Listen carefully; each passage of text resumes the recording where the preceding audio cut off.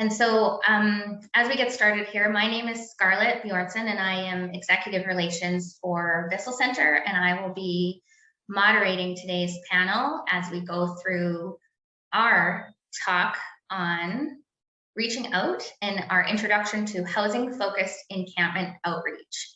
Now, I know that we often hear a lot about encampments in the news, and when figuring out how to deal with these encampments, obviously we know that housing is the way that we deal with houselessness, and we move through these situations, but how do we do that? And how do we have a housing focused approach to encampment outreach and encampment response? We'd like to start today with a land acknowledgement. I think over these last few years, I think definitely personally from my standpoint, land acknowledgements have certainly shifted.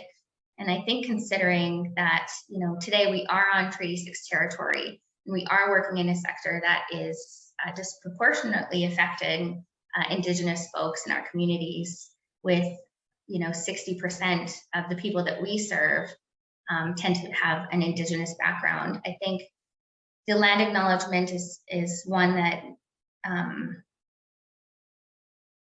the consideration of it and how the land affects people and how the land is people's homes, and how we choose as organizations to operate through those spaces as respectfully and supportively as we can. And so I can read off this land acknowledgement. We're gathered here on Treaty 6 territory, traditional meeting ground for many Indigenous peoples. We have the Cree, Blackfoot, Métis, Nakota, Tsuut'ina, Chipewyan, and other Indigenous peoples. And I think it's important to always have that at the forefront of any decision being made in these spaces. And a little bit about Bissell Center. Bissell Center is dedicated to the elimination of poverty in our community. The way we work towards achieving this goal is by supporting community members with emergent and basic needs, building relationships and trust with community members, and then guiding them through various programs such as housing, employment, and childcare. Today we have, and we're missing a picture here, sorry about that, Kendra. Today we have Candace Noble and Kendra Stoley speaking in our panel. Candace Noble is the Director of Housing and Outreach here at Bissell Center and has been working in the housing first context in Edmonton since 2009. On the surface, Candace is a cynic, but deep down she's addicted to hope. She believes that changes to the system are possible, and that our collective efforts can lead to meaningful change. Kendra has worked in the nonprofit sector for over 10 years, serving vulnerable individuals experiencing or at risk of homelessness. Kendra has found passion in enhancing collaborations with stakeholders to offer education and awareness on the impacts of homelessness. Kendra believes in celebrating and sharing successes to help create momentum for systemic change and community empowerment. And so I want to say thank you to you both for agreeing to be our panelists today and talk about housing-focused encampment response. And so as we get started, first let's welcome Kendra and Candace, and we're just going to dig right into it. What is a housing-focused encampment response? Well, everybody would be familiar with the term outreach and how it can be done in various settings and various ways. The idea around outreach is that it is a service that's brought to people as opposed to being a service that people come to.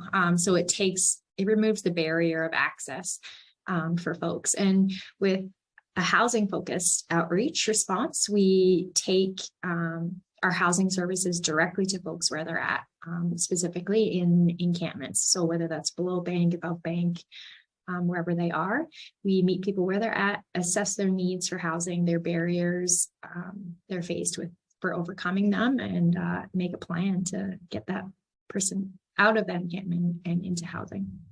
Awesome. Can you just explain quickly what is above bank and below bank? What does that mean? Yeah, so Edmonton, I believe, has the largest like parkland trail system in a city within North America. And so there's tons of places for people to set up camp, and requiring social workers to hike down into the over banks and into the river valley has proved challenging. And so we've kind of delineated that work a little bit, so that we can ensure that there's a specialization for folks that are going into those spaces. So the encampment response work throughout the city is a collaborative approach, and Boyle Street would take a more hands-on approach to the folks camping in parkland, or i.e. below bank. Below bank. Okay, awesome. And so how does this type of outreach differ from other forms of outreach that Bissell Center does? Yeah, so anybody that's on the call here that's, serving vulnerable population, that there's a huge intersectionality between the barriers that people face. And so once you start doing that work one-on-one with individuals, it's easy to get caught up in all of the needs that person is facing. And that makes it challenging to prioritize long-term goals and long-term needs, because, just simply the state of being homeless, especially experiencing homelessness outside, is an emergency situation. It's crisis. And so, you become involved in helping that person survive and meet their daily basic needs. And so the ability to work on goals that would move that first person out of that situation, and for example, getting on income, applying for apartments, seeing a family doctor or a mental health therapist, or any of those types of things, can easily get pushed to the side when you're trying to help someone survive. And so we've had to kind of counteract that and make sure we're not duplicating services, and that we're providing, using our resources as efficiently as possible. We have delineated types of outreach. So there's like a street outreach, which would be a basic need, emergent response outreach, where you're connecting with individuals and providing them food, clothing, access, information to other resources. And harm reduction supplies, it's a huge piece. And then you'll have housing outreach, which is like a targeted specific response. So our folks go in specifically when that person is ready to have a conversation about housing. So they're tapped in by a street outreach worker, and brought in and leverage that street outreach worker's rapport, which is hugely beneficial. And then our housing focused work is very targeted on housing. It's designed to be a short-term intervention where we get in there, get that person connected to housing, and then we move on to the next person, so that we make sure that folks are continually getting housed and that we're not creating a bottleneck. Right. So street outreach, basic needs, connected then to housing outreach, and then that housing worker, the housing outreach team, can then directly focus on housing without needing to pull in all of the other pieces. Okay, that's awesome. Exactly. When did this housing focus encampment outreach program start? I'll let Kendra take over that one.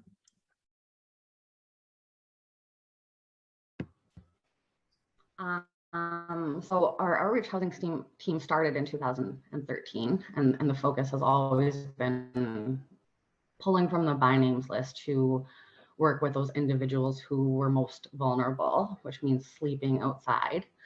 But it was more so formalized in 2020 when the Pekka Camp formed downtown. And that's how extra funding was provided specifically for an encampment resolution team at Bissell. Awesome.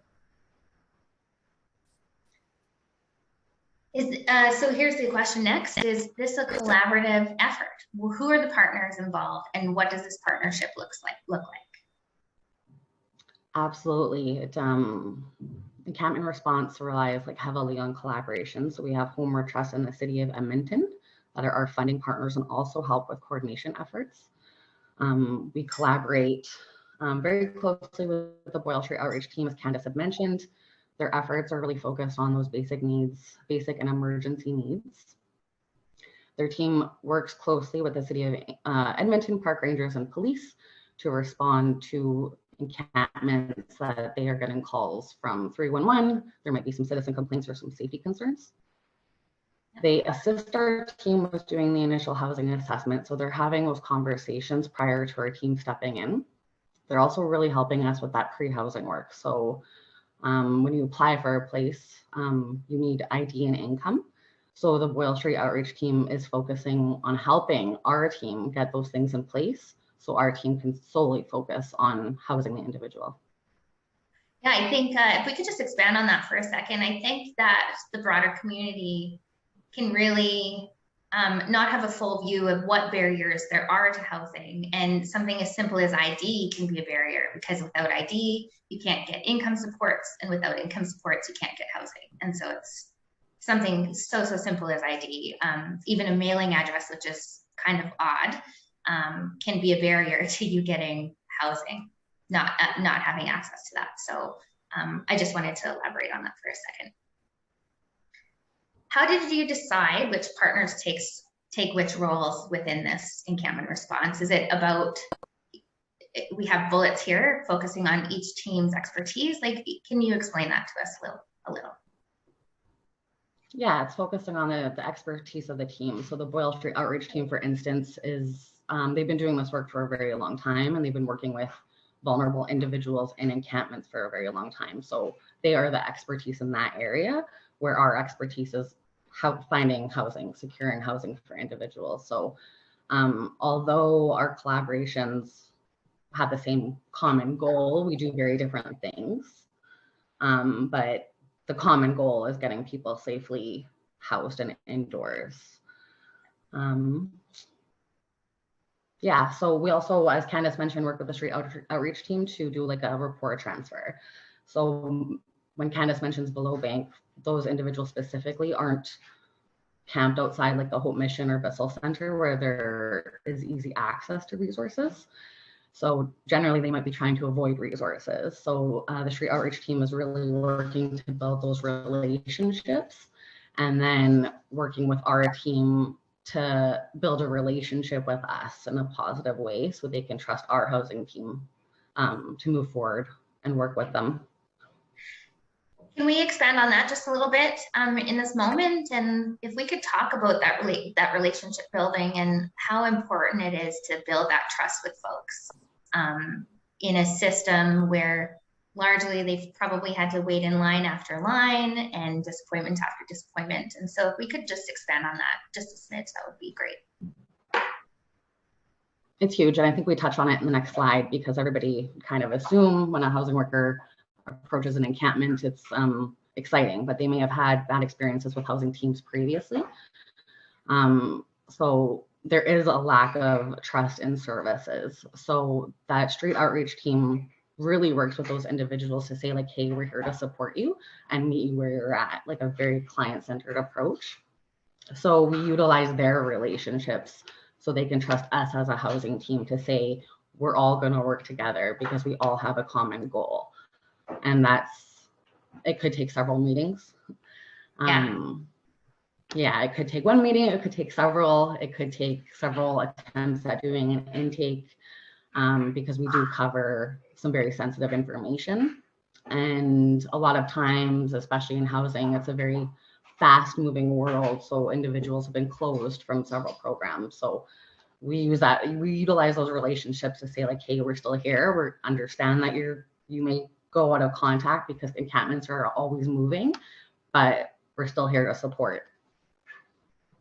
Yeah, and so just describing this first reaction to the outreach efforts, I mean, I think any of us have a difficulty when we're in a space where we need to ask for help.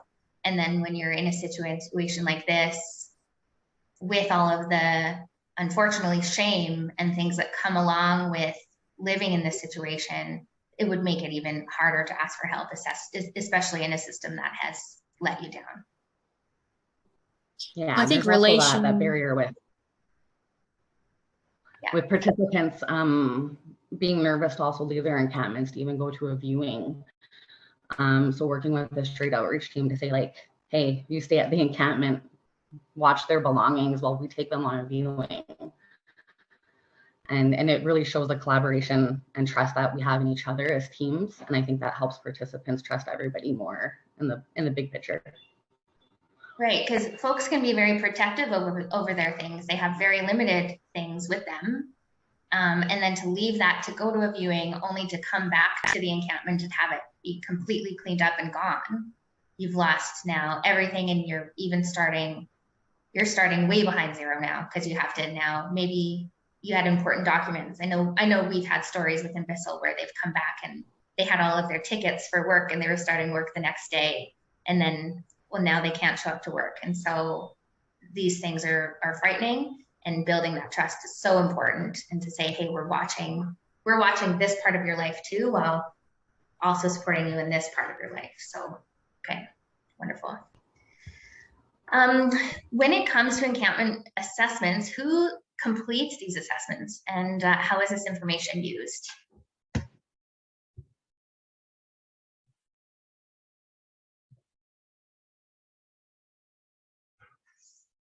I'll go.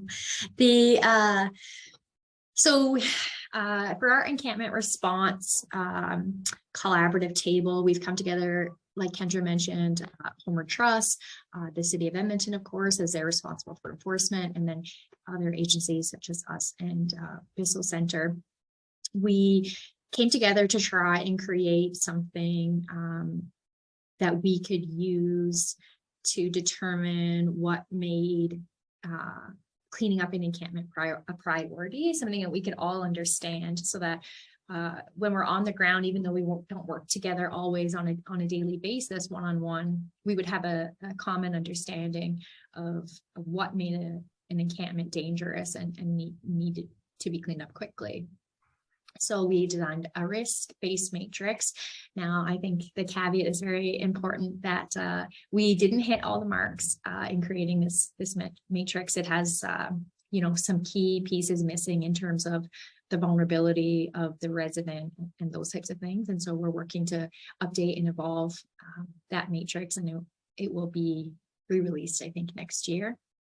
But it allows us to have a common language, a common understanding of what makes an encampment more dangerous to the residents and the neighbors. So, for example, if a encampment is built directly against another building, or if there are propane tanks present, the number of people in the encampment, issues such as we have right now, there's a Shigella outbreak. And so if there's a large scale encampment, people congregating together, as we had with COVID, those things are high risk. And then in terms of the amount of waste and those types of things. So it's a scoring metric, and we're able to, as outreach workers on the ground, have a very practical conversations with folks that are living in encampments to, encourage them to decrease the risk of their encampment in terms of, in COVID, during COVID, we actually worked with folks to space out their structures, with a certain number of feet, so that we could help them maintain their structure for as long as we could while we tried to get them access to housing. And so, we could just use those tips practically on the ground, and it enhances our collaborative efforts for sure. As service providers, we don't want to be involved in enforcement. We don't want to move people along. That's not our role. We want to connect folks to services. But the reality of it is that enforcement is going to continue happening, and so we're trying to bridge that gap as much as possible to ease that burden on our community. Awesome. As we head into winter, does the outreach strategy change? And and if so, how? So housing workers do increase their caseloads. As I mentioned previously, participants may fall in and out of contact with our team, especially as encampments are moved on the regular. We also do a little bit more focus on those basic needs. So we get some external funding for stuff like sleeping bags. We increase our check-ins and encampments to make sure individuals are warm and okay and safe. We also work with other outreach teams to really educate participants on what a high risk encampment looks like, and also like ways to stay warm safely, as we do see increase in fires throughout the winter months, and offering resources. So any like winter emergency responses, such as like the winter warming bus, extra shelter beds, and just providing information on the services that are being offered in the downtown core and across Edmonton. So while normally it's a housing focused response in the cold winter months, there is an emergent need to make sure that people are warm, because you're there anyway, right? You're there, you're speaking with folks, so you might as well just add that added value, I would call it. Yeah, absolutely. In Bissell Center specifically, we do like our safety walks. That's agency wide, right? Where we're checking on people and making sure they're okay, bringing coffee or telling them to come inside to warm up for a little bit. That's right. What is the overall strategy for housing focused encampment outreach? Well, no matter which housing program you're talking about across our spectrum of housing services at Bissell Center, our goal is always to house as many people as possible and as quickly as possible. You know, as you mentioned in the beginning, Scarlet, the antidote for houselessness is housing. And so that's our goal over here every day, is to get people into homes that are appropriate and have the resources that come in to follow up to support them ongoing. Yeah, I think that's an appropriate response. That the strategy is housing. Exactly. Get people housed as quickly and efficiently as possible. Yeah. So what does success look like for this outreach? I think we can get into some stats and some things like that, and then if we could talk about some like blue sky wants and needs eventually. So what does it look like? Well, we've a challenge for the demographic of folks that sleep outside has been connecting with Housing First has been very successful in our community, and since 2009, you know, we've housed like 16,000 people or something. It's been incredibly successful in our community. The challenge for folks that are sleeping outdoors is the movement of their encampments and the fact that some folks have to try and stay hidden and those types of things. So connecting with a housing worker and staying connected with a housing worker is very challenging. And then, you know, Kendra mentioned the piece around, you know, the lack of trust in service providers and agencies. And so I think, you know, folks have a hard time following through a lot of the times with, you know, it takes a lot to go through the housing process in terms of maintaining regular contact with a housing worker and, you know, showing up for those viewings and being present and, you know, going through all those administrative pieces in terms of getting income sorted out and ID and all of those things. So we created a response called the Housing Outreach Prototype Team, which we lovingly refer to as HOP over here. And that's a collaboration between us and Boyle Street and Homeward Trust.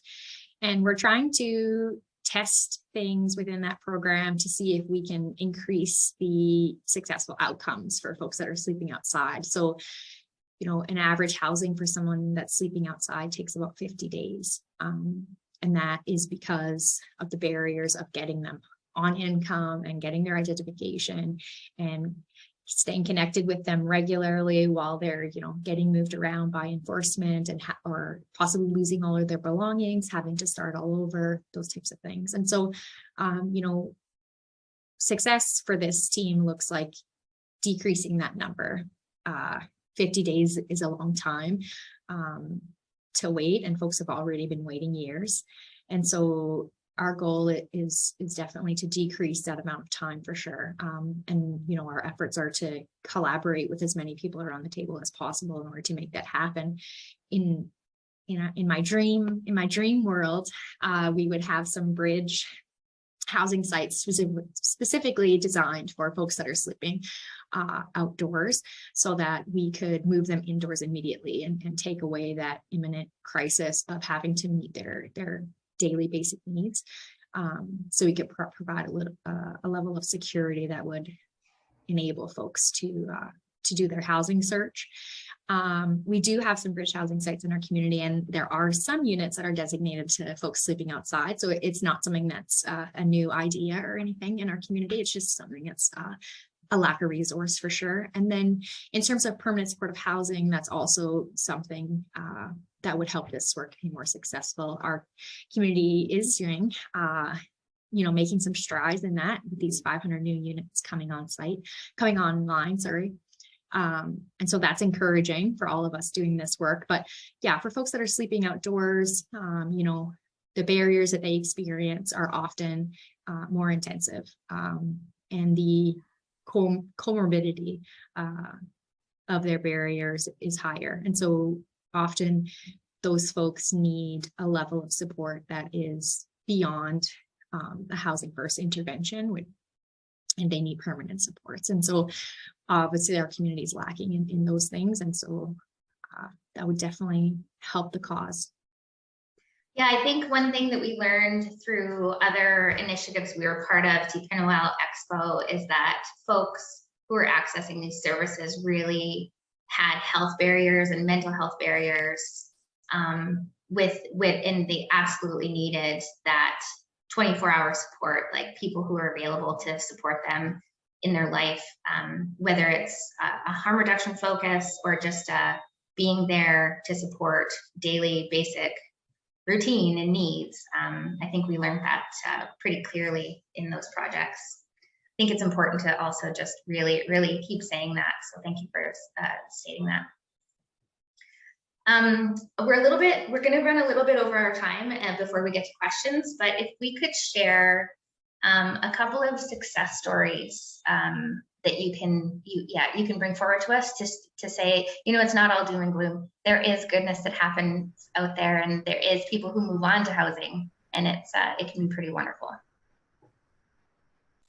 Yeah, there's one story that really just sat with the team, and they had met two community members that were both sleeping rough together, which we see a lot in encampments, usually generally for safety. They had moved to Edmonton very recently from BC, so we also see that a lot. This participant had multiple health concerns, so they came to Edmonton because of the resources we do have in place. Not really familiar though with what those resources were. We worked with the street outreach team to support these individuals. So the street outreach team worked with her to be able to go to the hospital for her medical appointments for these significant health concerns, while our focus was on finding them housing. They were housed relatively quickly, below that 50 days, and they have been successfully housed since. Their landlord loves them. They're just doing so much better. She's able to focus on her health concerns. He's able to support her in that.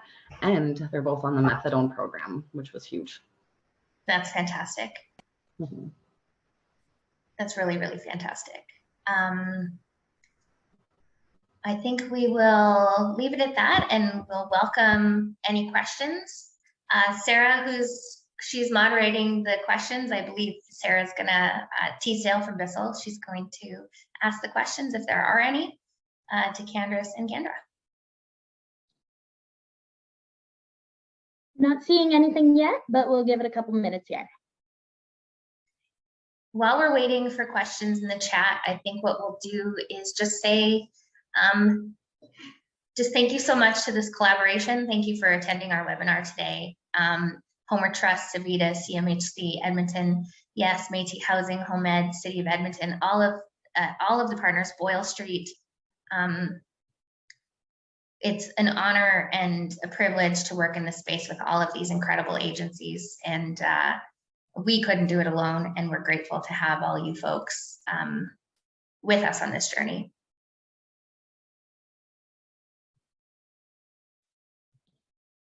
Okay, we do have a question here. And Great. the question is, what are some things ordinary folks can do to directly help folks who are living rough?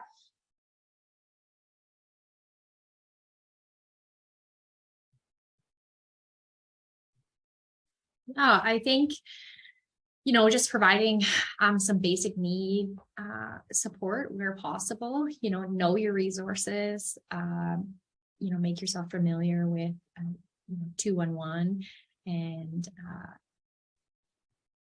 so that you can make referrals if possible and connect folks. If you see someone in distress, certainly call 211 to ensure that someone that's qualified can come out and provide support in that situation. And I think, it's just about having compassion. I follow a lot of community boards, and, I see a lot of community members frustrated with the amount of debris from encampments and, the state of those, the way people are living in those spaces. And I think that because it's hard to look at, people often have a response that's not compassionate or empathetic.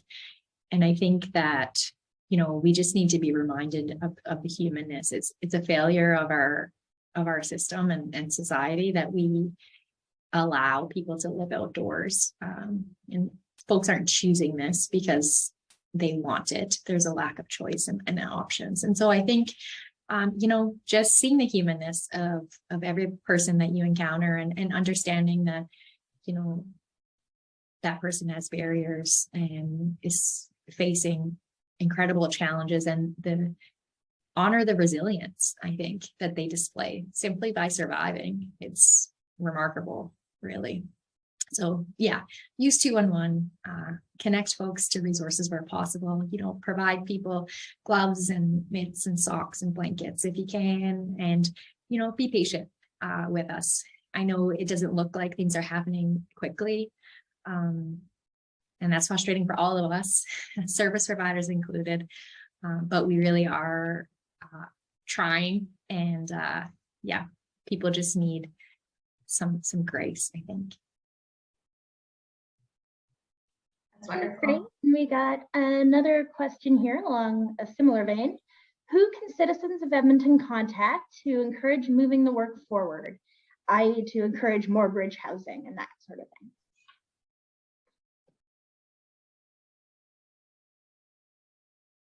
I think definitely, connecting with our city councilors and MLAs and those types of things. That's where those resources would come from, particularly in terms of shelter spaces that's within our province's jurisdiction. And we do have some significant barriers to inclusive and low barrier shelter here in our community. And so I think that, we would definitely encourage and welcome and appreciate any advocacy from any citizen towards getting more shelter space, bridge housing space in our community, for sure. So write your city councilors and your MLAs and help MPs. us out. MPs, thank you. Okay, I've got a more personal question here. I work in West Edmonton, where we do have limited resources. 311-211 is also often called to request an encampment be removed or request outreach. We do our best to share resources and educate the broader community. How often does outreach come to West Edmonton as an area? I know the Boyle Street outreach team does quite frequently. So just something to keep in mind is that they're responding to those 311 calls. And it doesn't necessarily mean a camp is going to be shut down right away, because the park rangers in the city of Edmonton and APS give time for our outreach teams to reach out to those encampments and to find resources, whether they be quick shelter resources, or we're working with them on moving forward with housing. So the street outreach team is actually spread across the city, mainly what Candace said, below bank. but they are responding to those encampments, and they're pretty diligent about it. Okay, thanks, Kendra. One more here. If a person gets an apartment, do you have a policy regarding how many friends they can allow to live there with them? I wouldn't think that's your area, but feel free to elaborate. Nobody can live there with them unless it's on their lease agreement. So once an individual is housed, this is actually a good way to bring this up. They are transferred to a follow-up support team. And that follow-up support team supports that individual with stabilization, whatever that may mean for them, and definitely a client-centered way to be able to maintain that tenancy.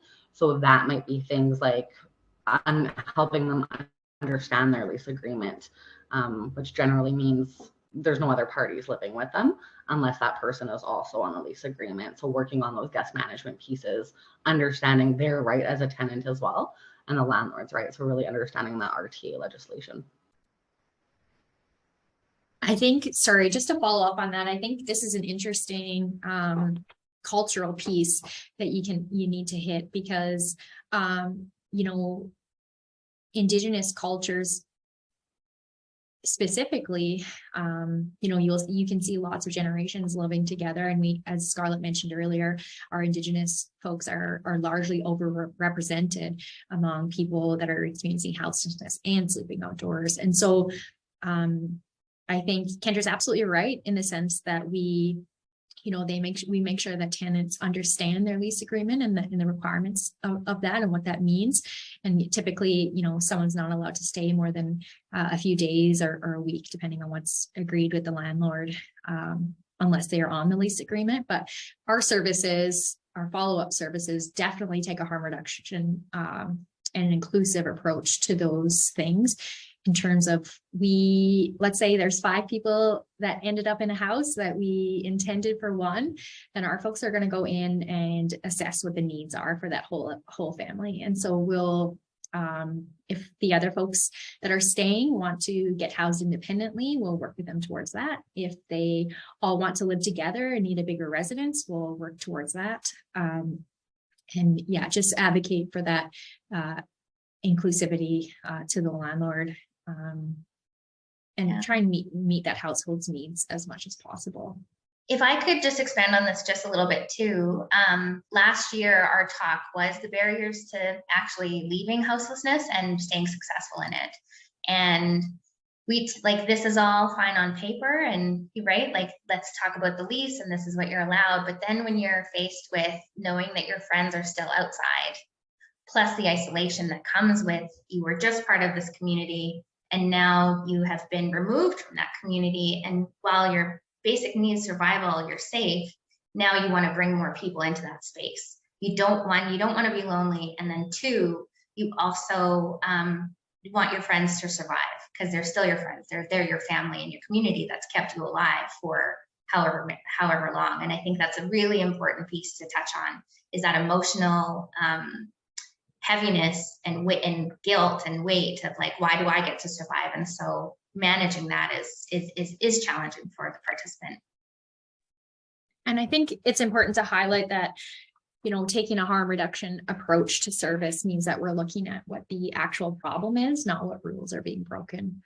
And so, you know, it's easy to go into a situation and say, this is what your lease agreement says, you cannot do this and these people have to leave. But what we're actually looking at when we go into a situation where we're receiving complaints from landlord or neighbors are look at what's the actual problem. So are your guests coming and going at really early hours in the morning or very late at night that's creating a disturbance?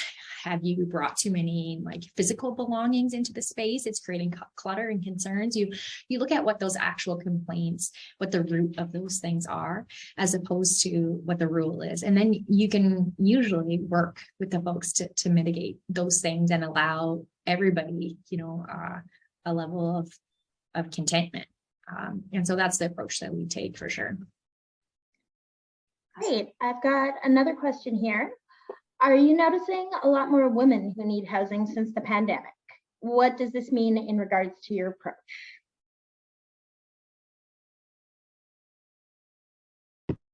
Sorry, you cut out there. Are you noticing more women in regards to since the pandemic that are requiring housing? And then how does this shift your approach?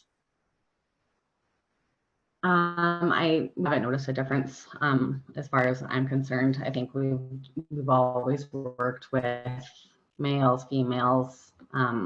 It hasn't increased over the pandemic or really decreased. I think we've seen an overall increase because of the effects of pandemic and people losing their jobs and just homelessness in general. But yeah, no real difference seen on our end. We've actually, if anything, have seen an increase of people with pets sleeping outside since the pandemic. Sarah, if we could leave it, if there are we'll take 2 more questions, and then if anyone else has questions beyond this, you can send me an email and we will get back to you. Yeah, just got a couple more here. One is, what overnight shelters are available for those experiencing houselessness?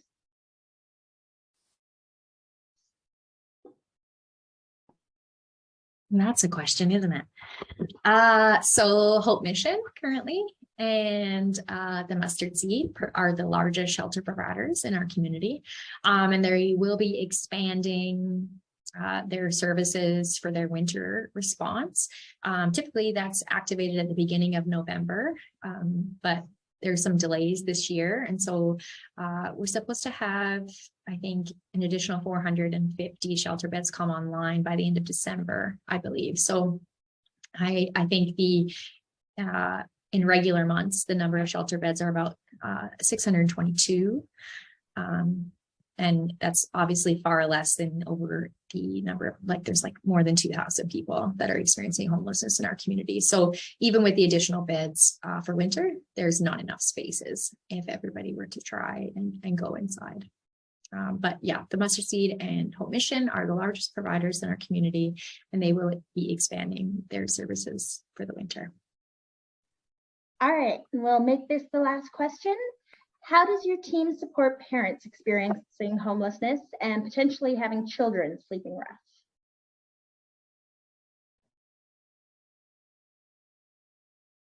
rough? We would work with those parents to just get people indoors immediately. It's not something we've seen very often. But we would then work with Alberta Works to try and get that family in a hotel while we work with them on securing housing, or into a shelter such as Win House or a Safe Place in Sherwood Park that does support mothers and their children.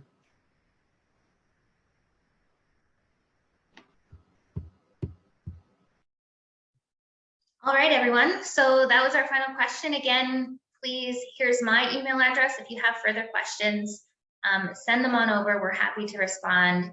Big, huge thank you to Kendra and Candace for being our panelists today and explaining further information on what is housing focused encampment response. Thank you so much.